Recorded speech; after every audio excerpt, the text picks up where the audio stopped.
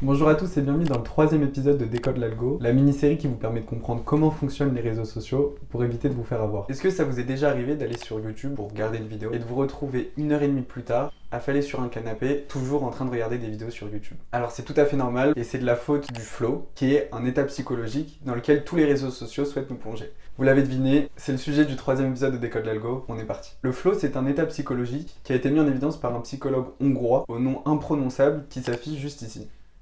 Pour faire simple, on dit que le cerveau est en état de flow lorsqu'une personne est concentrée à 100% sur une activité. Cette notion s'applique particulièrement bien aux sportifs de haut niveau. Quoi de mieux pour vous l'expliquer que de nous pencher sur la finale de la Coupe du Monde 2018. La première caractéristique du flow, c'est un état de concentration intense dans lequel sont plongés tous les sportifs de haut niveau. Dans notre cas, à 5 minutes du coup d'envoi, les Bleus ne pensent pas à grand chose. Ils sont concentrés sur leur performance, sur leur objectif qui est de battre la Croatie et de gagner la Coupe du Monde. Par exemple, Kylian Mbappé, il s'en fout de savoir ce qu'il va manger comme goûter à la mi-temps ou de quel film il va regarder le soir, mais il est concentré sur une seule et unique chose, le match qui l'attend. Le deuxième élément qui est caractéristique du flow, c'est la satisfaction. Durant France-Croatie, les Bleus ont éprouvé de la satisfaction à plusieurs moments.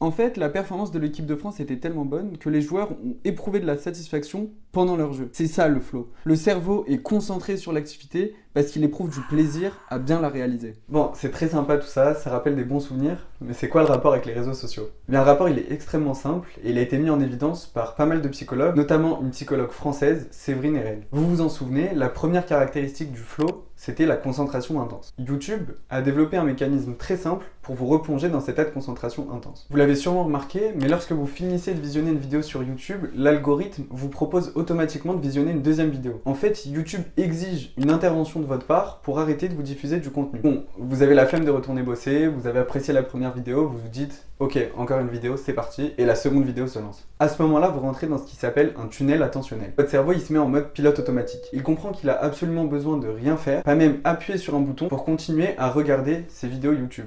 Votre cerveau se débranche, il ne pense plus à rien, et c'est pour ça que vous êtes à 100% concentré sur cette vidéo que vous êtes en train de regarder. Et ce n'est pas tout. Une fois plongé dans ce tunnel attentionnel, YouTube va tout faire pour vous garder le plus longtemps possible sur sa plateforme. Pour cela, les algorithmes de recommandation YouTube vont vous proposer des vidéos toujours plus longues et toujours plus populaires. Comme on l'a vu dans le deuxième épisode de Décode l'Algo, notre cerveau adore les contenus chocs en rapport avec les sciences. L'algorithme de YouTube va proposer à votre cerveau des contenus dont il raffole. Et c'est justement pour ça que vous éprouvez de la satisfaction. Vous l'avez compris, on a d'un côté une concentration intense et d'un autre côté de la satisfaction. On rentre dans l'état psychologique du flow. Et ce qu'il faut comprendre, c'est que cet état psychologique est vraiment très utile à YouTube pour vous conserver sur sa plateforme. Premièrement, parce que cet état entraîne une distorsion de la perception du temps. En fait, vous n'avez pas l'impression de passer des heures sur YouTube, vous avez juste l'impression de regarder quelques vidéos les unes à la suite des autres. Et deuxièmement, lorsque votre cerveau est plongé dans un état de flow, il oublie tous les besoins qu'il doit assouvir. Donc même si vous avez quelque chose de super important à faire, lorsque vous êtes sur YouTube en train de regarder des vidéos, vous y pensez très rarement. En fait, cet algorithme de recommandation est vraiment super puissant. La direction de YouTube a elle-même confirmé que 70% du contenu visionné sur sa plateforme était du contenu recommandé par ses algorithmes. Pour votre information, le chiffre d'affaires de YouTube s'élevait en 2020 à 20 milliards de dollars. Si on fait un calcul assez simple, 70% de 20 milliards de dollars, ça fait 14 milliards de dollars. 14 milliards de dollars qui sont générés par cet algorithme de recommandation YouTube qui s'appuie sur l'état psychologique du flow.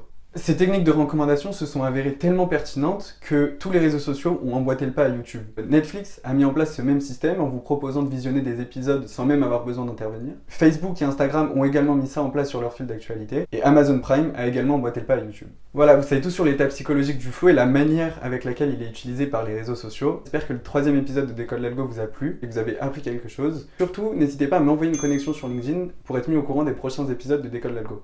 À bientôt!